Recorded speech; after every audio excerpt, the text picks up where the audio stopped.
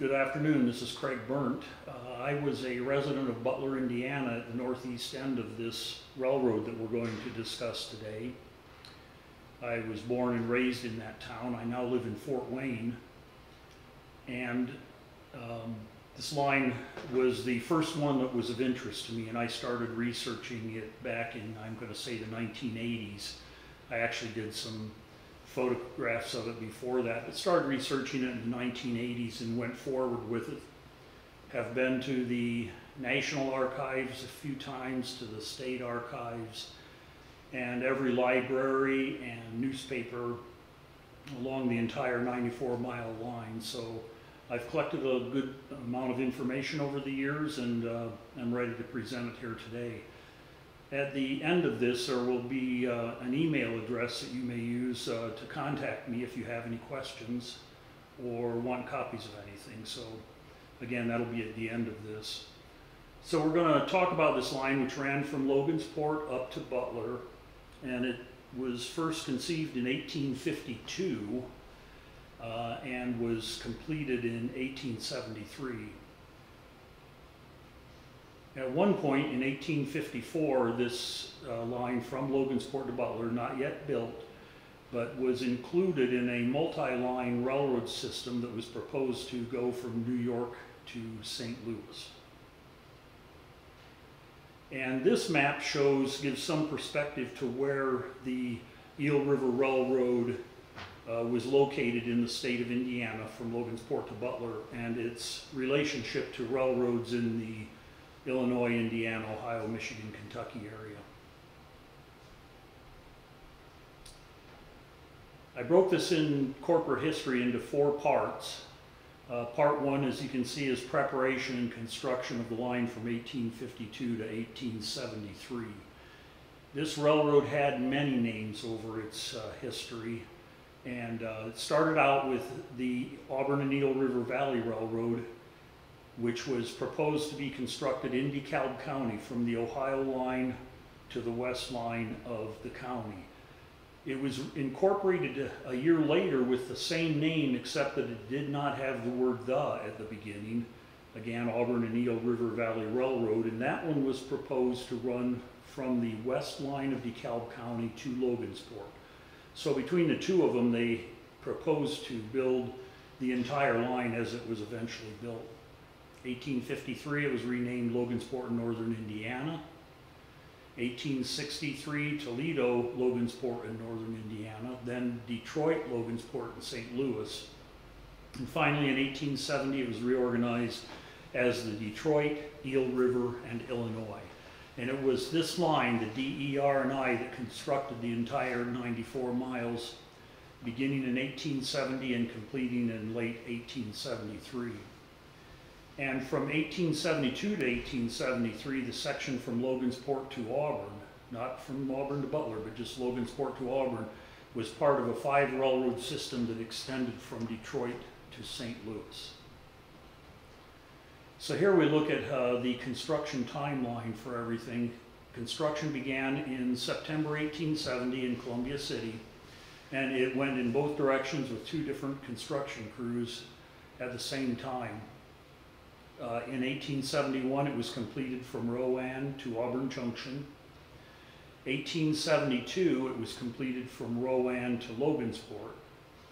And in 1873, the final part was completed from Auburn Junction to Butler. And then we had the entire 94-mile railroad. This was a stock certificate in the DER&I made out to Whitley County, and it was $50 per share, 500 shares, so it was $2,500, and I just recently checked, and that's about $540,000 today. This entire investment was lost when the railroad was foreclosed and sold in 1877, but they did have an operating railroad, so they still had the benefit of what their money had purchased. A couple of locomotives back in the DER&I day. At that time, locomotives were often named and not numbered, but some were both named and numbered. We see Junior at Auburn Junction with engineer William Ray in the cab window in about 1877. and below that is number 10 at Liberty Mills 5 years earlier. This is interesting. This was a late 1870s timetable. There were 8 counties on the line. 2 of them had no stops, but the other 6 counties had 28 stops from 1 to 7 miles apart. And the travel time in the late 1870s was 3.5 to 6 hours for the 94 miles, which seems pretty slow today, but compared to a horse back in 1879, you would have been flying on the space shuttle. So we look at all these counties. In Cass, we had 3 stops at places that you can find on the Indiana map. Miami County had Mexico, Denver, Chili, Pettysville, and Paw Paw, neither one of which are communities anymore. Then in Wabash County, this county, Rowan, Eby, which is also no longer a village, Igemsville, Newton, North Manchester, and Liberty Mills.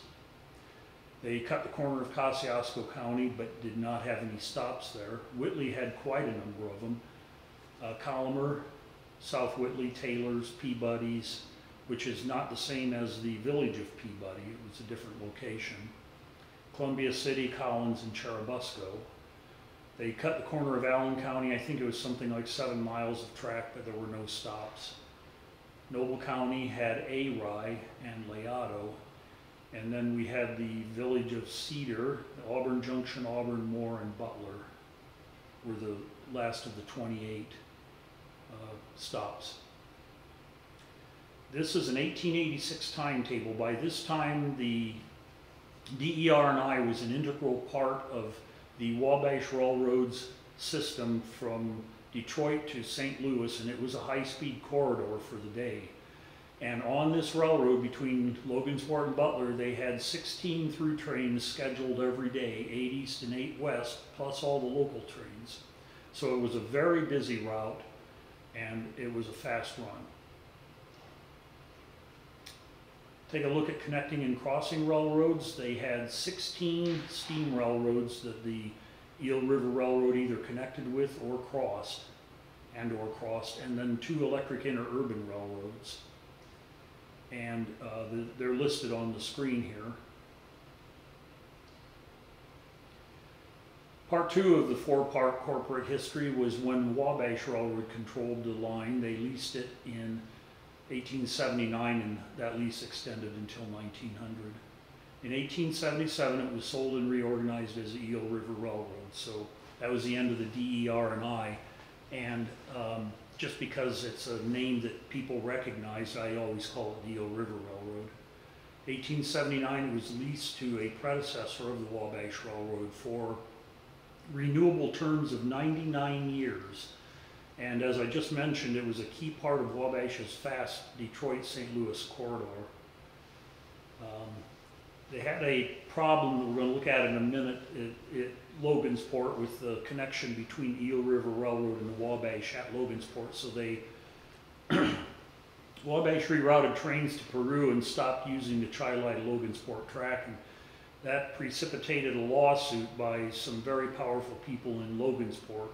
And in 1900, that lawsuit hit the last court, which was the Indiana Supreme Court, and that court annulled the Wabash lease and ordered the Eel River Railroad to sell itself. Bit difficult to see here, but in 1879, the Eel River Railroad had 12 locomotives, 6 coaches, and 600 plus freight cars. They were not used on this line. Some of them were, but these were cars that were used in cooperation with other railroads, and so they were not really a lease arrangement, but they were set up to be used amongst and between several railroads that had subscribed to this service. And so, but the Eel River Railroad owned 600 plus freight cars. This is the only photo I've ever found of an Eel River Railroad coach. In this case, it's a combination baggage and passenger car behind Wabash Railroad locomotive number 21. So we know that this was 1879 to 1900, and probably closer to 1879, because when Wabash leased everything from the Eel River Railroad, they repainted it as Wabash. not Eel River equipment. So the fact that this still says Eel River suggests that it's very early in the lease. The Wabash lease, as you can see, the Wabash came in from Detroit to Butler, then ran on the Eel River Railroad to Logansport, and continued on the Wabash Railroad to St. Louis. So it was Wabash, Eel River, Wabash. The Wabash also had a predecessor line, an earlier one, which went from Toledo to St. Louis. This one existed before this. And so they had the ability to get to Logansport by two different routes, either on the Eel River Railroad or on the Wabash Railroad, the Toledo branch. I mentioned the connection problem at Logansport, and this is the map that shows that problem. So the Wabash came into town from Peru and went through here and then went down to St. Louis eventually. The Eel River Railroad came in on the north side of town, came down, turned, and went down like this to get to the Wabash Depot. Now the trains are going the wrong direction to continue on to St. Louis. So when they got to the Wabash Depot, they had to take the locomotives off, spin them around, put them on the other end of the train, and now you were in your seat in the coach going backwards for the rest of the trip, either to St. Louis, or if you were coming from St. Louis, you got here and turned the train around to go up the Eel River Railroad on up to Detroit. So it was a very big problem for Wabash logistically to have to turn trains around in Logansport, and they solved the problem by bypassing part of the line. What they did is, coming down from Butler, they initially went to Denver, got on the Indianapolis, Peru, and Chicago to Peru, and then went down, and they didn't have to turn the train around in Logansport. They simply came down here, down, and went on to St. Louis. That worked from 1881 to 86, and then they lost their lease of that, or their trackage rights on that line. Had to go back to using this down to Logansport and turning the trains around. 1890, Wabash funded the construction of the Peru and Detroit Railroad down from Chilai to Peru Junction. So once again, trains came down here, went to Chilai, down to Peru Junction, and then they could use the engine house and everything in Peru and continue on their way to St. Louis without having to turn locomotives and trains around. Third part of the corporate history is controlled by the Pennsylvania Railroad. So we started out with construction of the line and the elements that led up to that. Part 2 was Wabash Railroad control. Part 3 is Pennsylvania Railroad control, and that extended for 67 years from 1901 to 1968. They allowed the Wabash to continue using the Eel River Railroad until January 1st, 1901, at which time Pennsylvania took control of it. They took control originally through the Logansport and Toledo Railway, which was a subsidiary of Pennsylvania Railroad. And then in 1905, the L&T was consolidated with several other railroads as the Vandalia. And that's a name that's popular for this line too. You'll often hear this line called the Vandalia instead of the Eel River Railroad.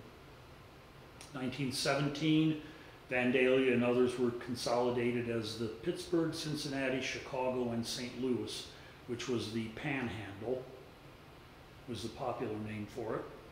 And then in 1854, that company did the first abandonment, the 10 miles of line from Auburn to Butler. 1956, the Panhandle was merged into the Philadelphia, Baltimore, and Washington, and the PB&W then operated the line until 1968 and abandoned Columbia City to Churubusco in 1961.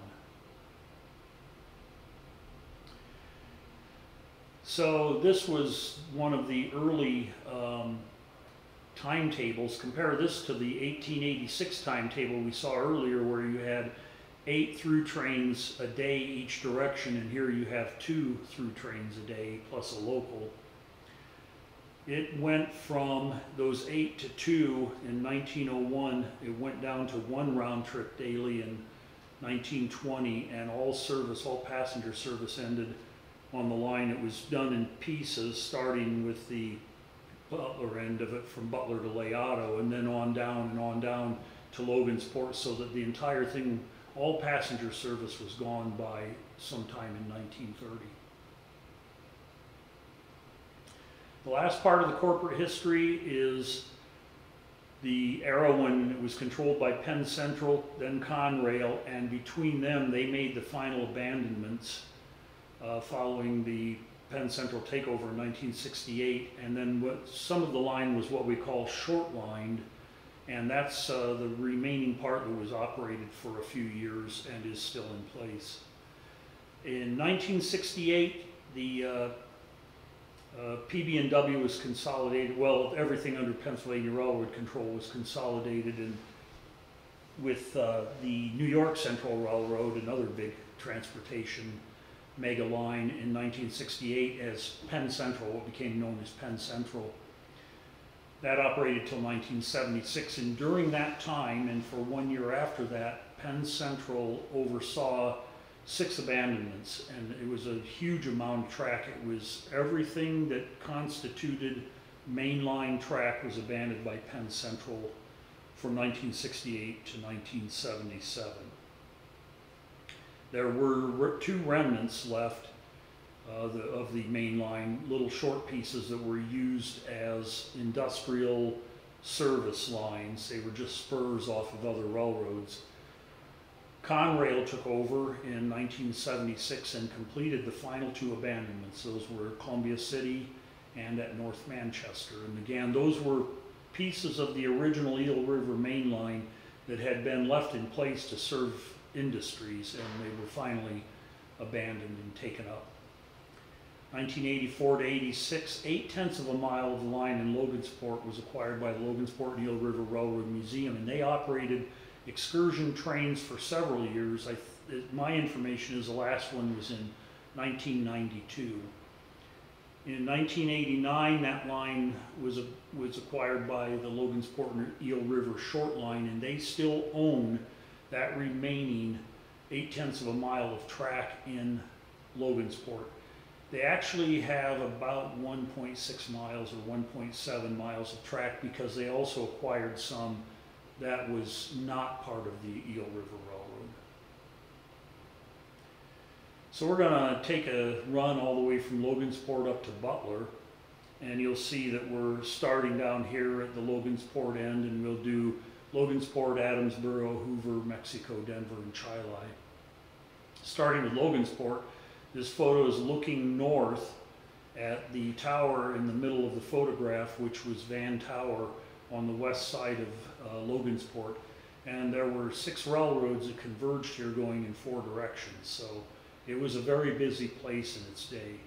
The silver building here to the right of the tower was the passenger terminal after the big, very beautiful Pennsylvania Railroad terminal was demolished at 4th Street in town. This is the north side of Logansport. If you go up there today, this is, I think, Water Street, but the Pepsi factory is right here, and the old Exide battery factory is right in here. It's gone now, but Pepsi is still there. But this was 20 ladder tracks. It was a very big rail yard with a big roundhouse that was used by the 2 branch lines that came through here. They both ran on the main track, had the depot down here at 3rd Street. The branches that ran to South Bend and to Butler, the original Eel River line to Butler. This was the depot that was built by the Vandalia Railroad at 3rd Street. 3rd is right on the other side of the depot. This is the original Eel River Railroad main line, and then the South Bend branch was over here. Freight depot was on the opposite corner. This was in the southwest corner, and this was in the northeast corner of that street and railroad crossing. Adamsboro, standing here looking north from County Road 150, and the depot was down here in the trees. Hoover was the crossing of the Chesapeake and Ohio Railroad and the Eel River Railroad, and the tower there was call sign VR, and it controlled the crossing, and it's gone too. In fact, both of the railroads are gone at Hoover. Mexico had a beautiful little depot at one time. It sat on the north side of County Road 400 North, which I think is Main Street in Mexico. And this grain elevator here was the last business served on this line. This photo, though, is looking from where the actual main line ran at the time, so it ran right through here originally, and the depot was located about right there. World War II freight, great big engines. These were big 10-wheeled powered steam engines, and they pulled freights every day through these small towns and cities, primarily from Logansport to Columbia City. None of them went to Butler, but they were a daily occurrence. Here we see one on the eastbound on the east side of Mexico, and one eastbound in town in Denver.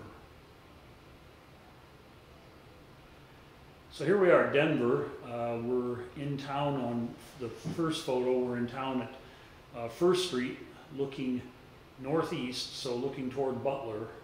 And Denver never had a tower. It's the one place that never had one.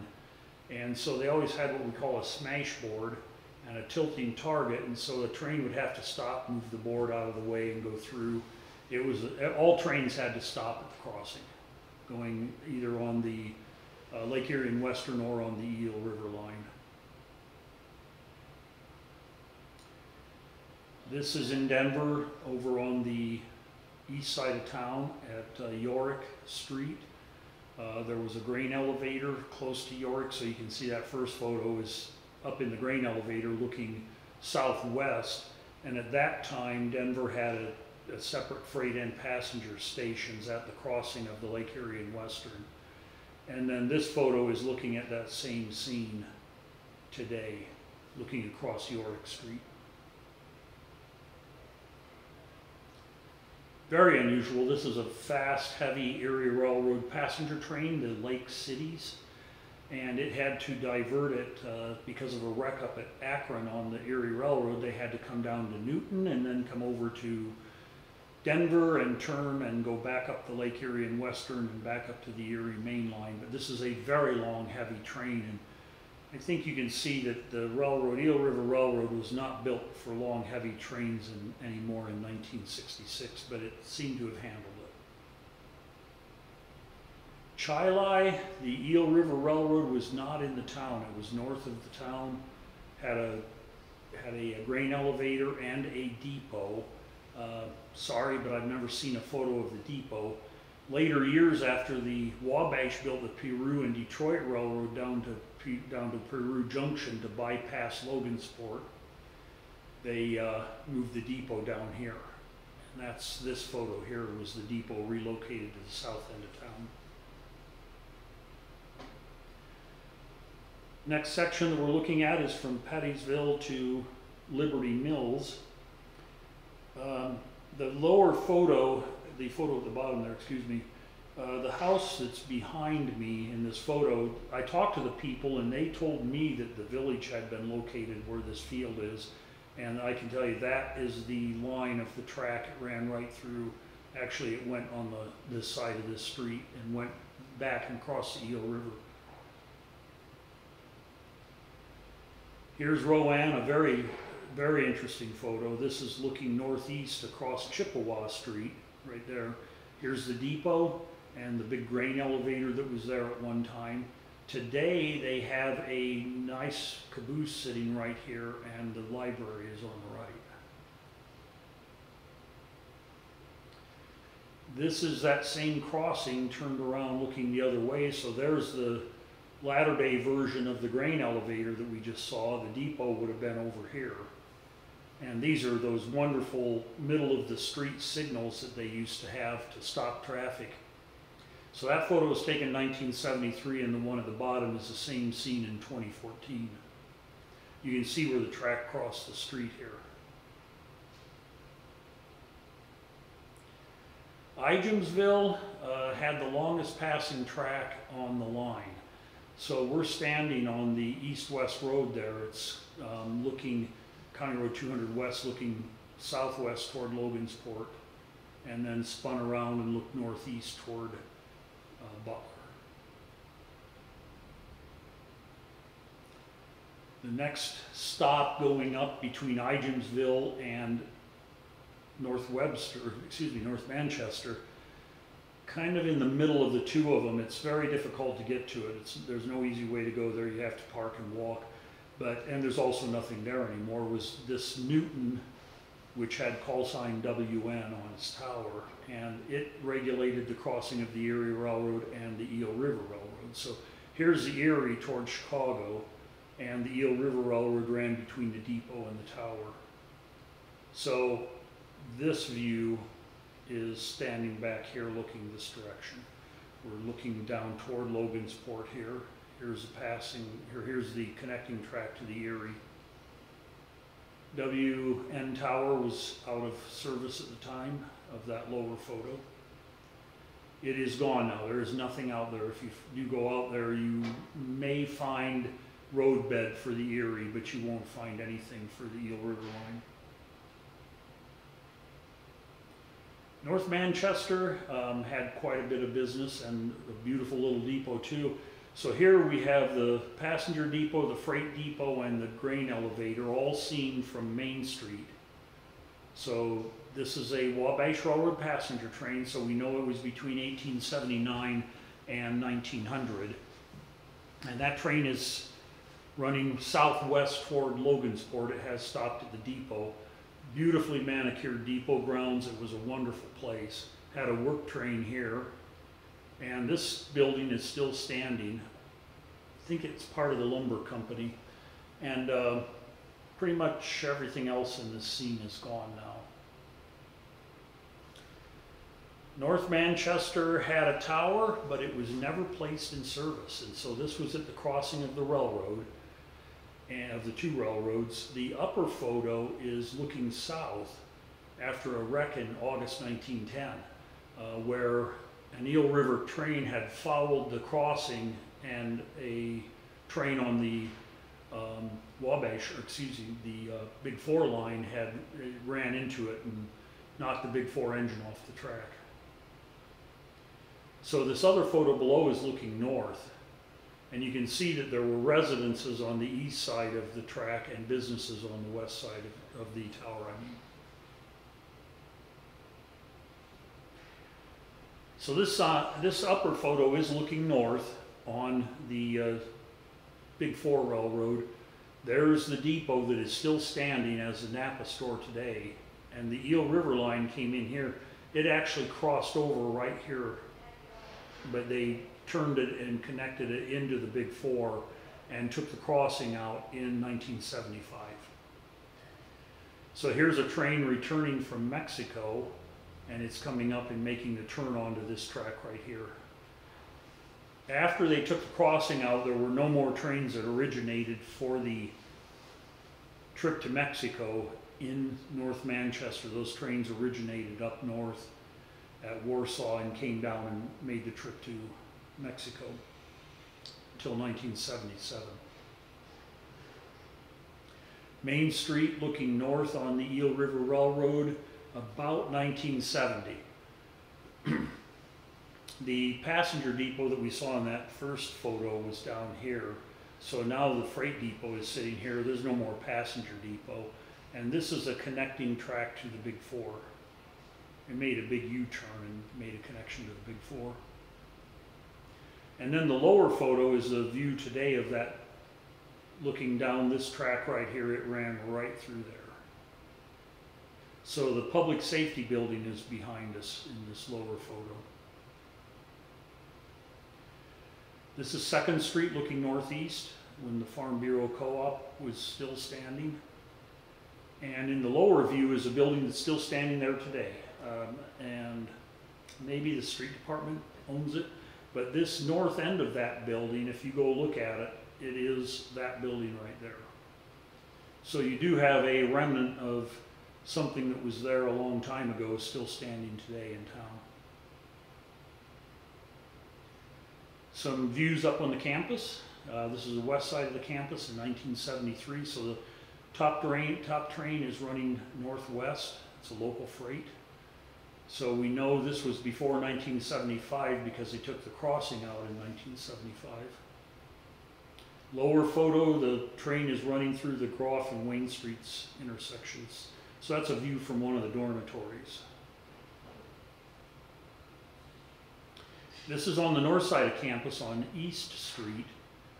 And if you, took this picture in 1975 after the line from North Manchester, Columbia City was abandoned. And you can see in this photo, this rail is gone. So the track from here back to Columbia City was taken up in about 1975 or 76. This might have been, it was a winter of 75, 76. I don't know if it was early 76, and it probably was, but down below we see the view in 1986. And I do have a photo also of the track being taken up here in this building under construction. Jump up to Liberty Mills. The depot was at the north end of 2nd Street, and the grain elevator was at the north end of 3rd Street. So the depot was right on the other side of this grain elevator, just a couple hundred feet down. I don't know when this all stopped operating, but obviously by 1975, as far as the railroad was concerned, because that section of track was abandoned in 75, but it hadn't been taken up yet when we took the photo in 76. Railfan Special, double-headed locomotives on that lightly built line, 1939. A really great picture. This is at the grain elevator there in Liberty Mills. Next section, we jump up from Collimer up through South Whitley, Columbia City, and Collins, and stop at Churubusco.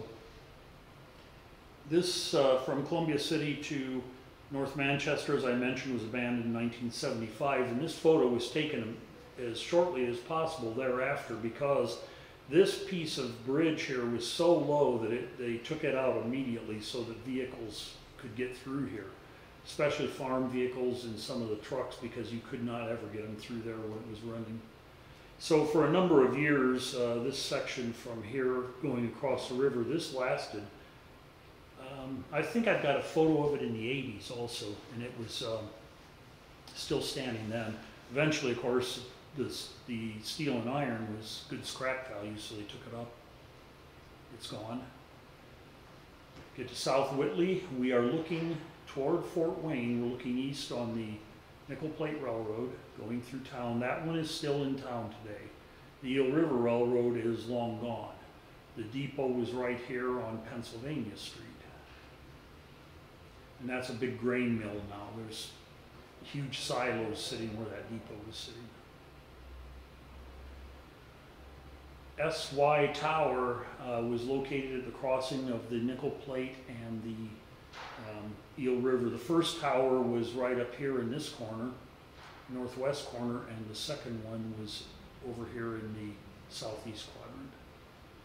We're on the Eel River looking toward Butler. So the depot sat about right here at one time. Notice these towers, sometimes the name, the letters that they use for the call sign, for the telegraph call sign, was something that related to the location. So S is south and Y is Whitley. 1974, this was just shortly before the abandonment. We're looking in the top photo, looking southwest. This is Main Street, I think it's State Road 5, and this is Pennsylvania Street. And the train was serving the grain elevator there. And then that same train is eastbound, northeastbound, going across State Road 205. Columbia City had a tower. It was called Vandale. The call sign was CU. I'm not sure where that one came from. It's part of Columbia, but I guess that's where they got the CU. But anyway, the Pennsylvania Railroad controlled both of these lines. This is the Pennsylvania Railroad's main line to Chicago and Pittsburgh. And the Eel River crossed right here on this side until 1939.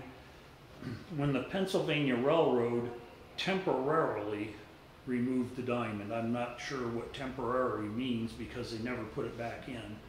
And after that, the line up to Butler connected down here on the west end, and the line going to Logansport connected down here on the east end. So if you wanted to run a train through, you had to drive up here, back down, turn, and go up this line. Here we see the line going to Butler and the line going to Logansport. This is in town. Line Street, which is a main north-south artery through Columbia City, is right up here, and that grain elevator was expanded in later years and looks like that today. That's Line Street, right on the other side of it.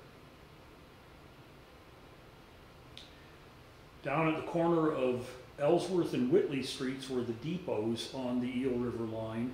Had the passenger depot and the freight depot, and then Whitley Street is right down there on the other side of the freight depot.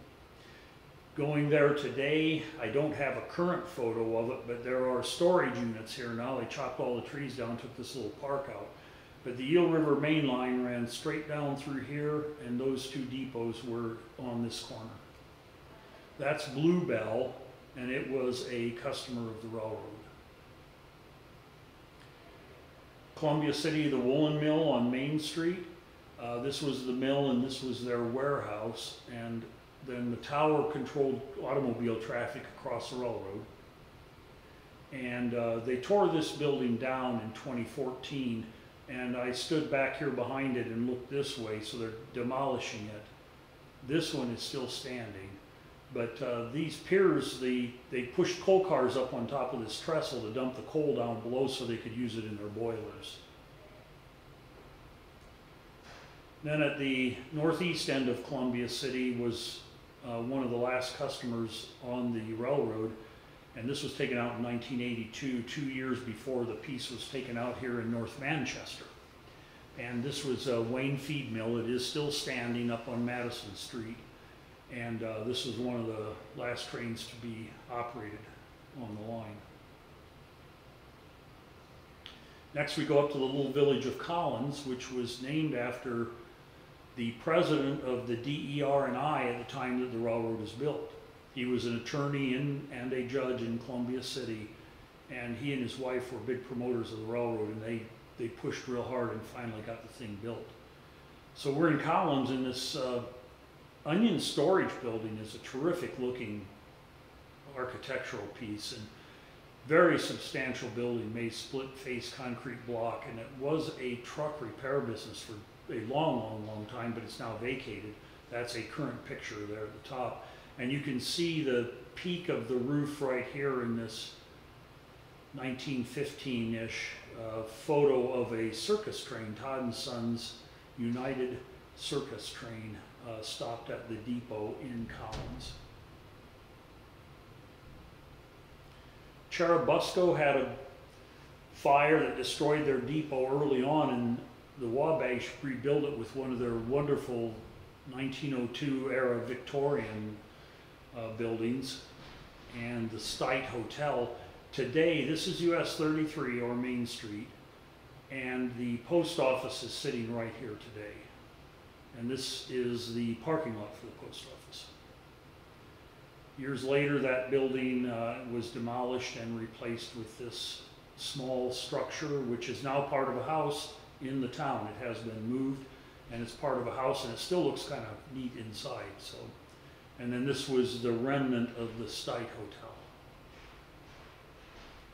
Another Churubusco looking north on US 33 circa 1920. Those middle of the street signals that they used.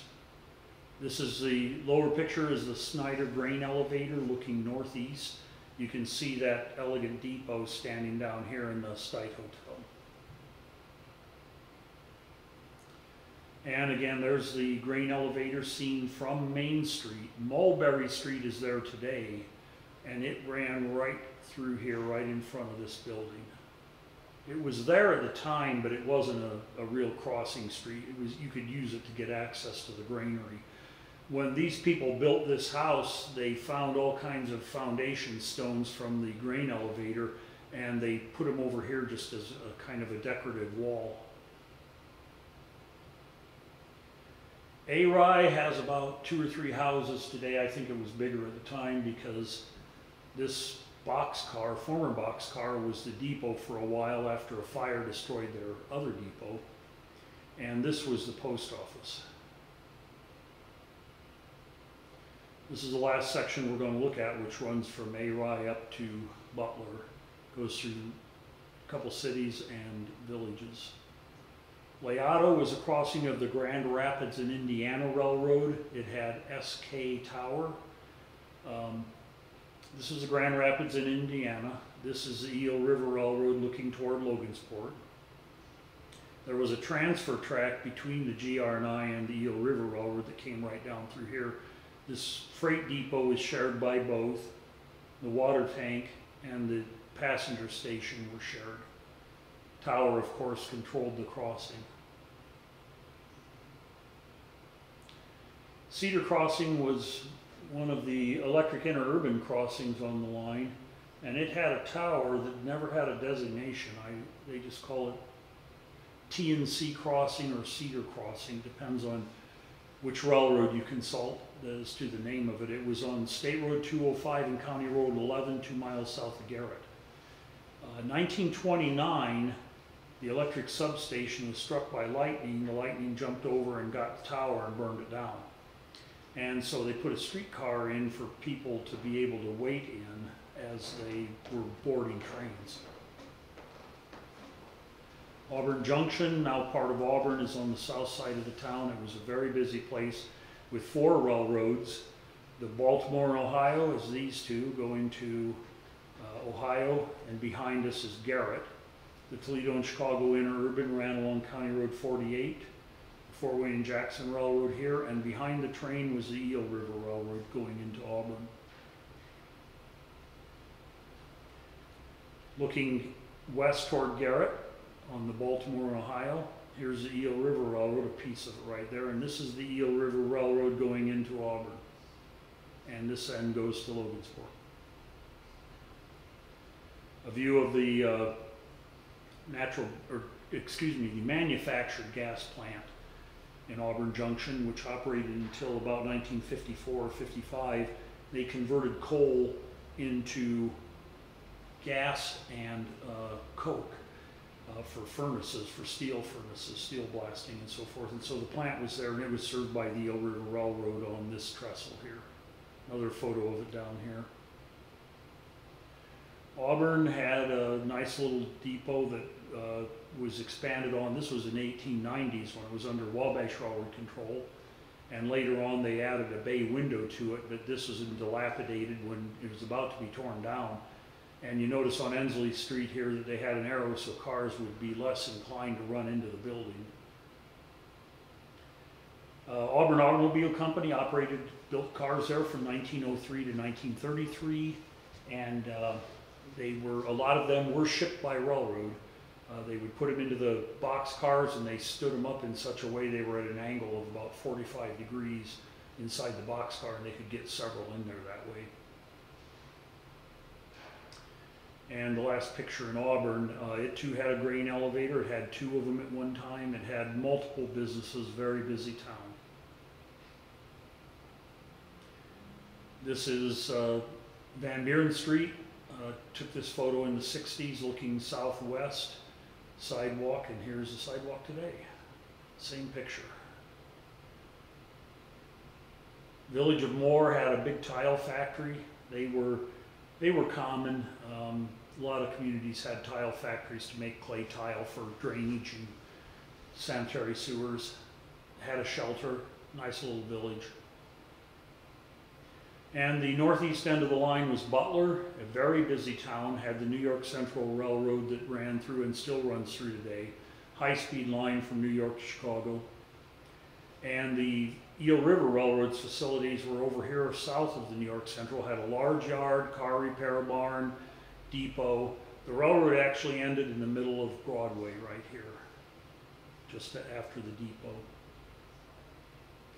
Butler had the roundhouse in the early years, had 18 stall roundhouse in town when it was operated by the Wabash, and had a car repair barn and the yards. So the abandonments were 10 pieces were abandoned. The first one was Butler to Auburn in 1954. Then we jumped down to the middle in 1961 from Columbia City to Churubusco. The third one was the lower end from Logansport to Mexico, went away next. Fourth one came back up here, and they took out from Churubusco up to Auburn Junction, leaving this short piece in here. Number 5, there were 2 abandonments in 1975. The little piece up here from Auburn Junction to Auburn, and down here from North Manchester to Columbia City. Number 6 was in Columbia City in a short industrial piece, 1976. 1977 was the final mainline abandonment, which was from North Manchester to Mexico, 22 miles. And the last piece abandoned, or the next to last piece, 1982, was again in Columbia City, an industrial spur. And the very last piece abandoned was here in North Manchester. So the reason there's only 9 there is because there were 2 number 5s. So there were 10 abandonments total over a period of 30 years. Last customer served on the main line was Mexico. Again, the trains came down from Warsaw to North Manchester and turned west on the Eel River for 22 miles to Mexico. College student in the journalism program at North Manchester College took these pictures. This is one of the last trains to make the trip down to Mexico. And very interesting, you know, to look at this tree tunnel that you drove down through on these lines. Last track to be taken up that I'm aware of was this in August 1981 at Newton. There's the tower. So we're looking toward North Manchester. And these guys worked on this for a couple months, got a bunch of photos of them, and this was the last piece of track to be taken up. So the remaining 1.66 miles, about half of that was Eel River Railroad track, and that's still on the ground in Logansport, but it is no longer connected to the Toledo, Peoria, and Western Railroad. It's not connected to anything, it's just on the ground. So the west end, or the south end of it, is here at, this is US Business 24 Market Street, and the track ends just a short distance down here. And on the east end, up toward the Butler end, they still have their little engine shed and a track maintenance shed, and then the track crosses State Road 25 and ends just a few feet beyond it. Remnants, not too much left, folks. There's when I started taking pictures of this a long time ago, there was still a lot standing, but today not much. It's a cool little bridge on Yorick Street in Denver. We're looking west, southwest here. They had double track at this point. They had the main line and a side track, so that's still in place. Chilai, the trestle is really getting to be pretty bad, but it's still there on the north side of town, east of the main highway. Colomer, the piers are still in the river from where the big iron bridge was. South Whitley, 205 has a Spring Creek trestle. It was the longest trestle on the line at one time. I forget, 728 feet or something. In Rowan, down by where the old school used to be, is the track maintenance shed. You can see the double doors. May have also been a parcel freight office. The parcel freight office in Auburn has been converted to a little store. Now it has a flat front on it, so it's less recognizable, but it's still there. Here in North Manchester, you can find several places. 4th Street, you can see where the rails are still in the pavement. And here on 9th Street, you can see where it ran right across Mill Street and ran through that building at one time. And there are others of those here in town. North Manchester, on the southwest side of town, you can find the piers from the iron bridge there. And this was a coaling station where they would run coal cars up on top of a trestle, and the coal would go down through chutes into locomotives. This is about a year old when we went out there last year. And this last photo has a really interesting story with it. This is midway between Ijamsville and Rowan in the woods. This woods is surrounded by farm field on all sides, and when the railroad abandoned this, I think it was 1975, anyway, the farmer contacted us, and he told us that he contacted the railroad right away to see if he could take the track up so he could farm his farm field. And they said sure, so he took the track and ties up out in the farm field, stacked it all up, and Conrail came and took it all away. Unknown to them, there was still track in the woods. They thought he took it all up and this stuff was on the ground. So this photo is 1991, some 16 years after the farmer had taken the track up out in the field. And I went back there just 2 summers ago to go in and take a photo of it again to update my list of remnants. And unknown to the property owner, someone had gone in and taken all the iron.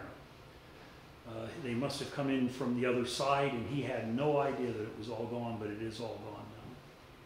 So that's the end of the presentation. My Yahoo email account is there. If you have any questions, please feel free to email me, and I will respond to everything.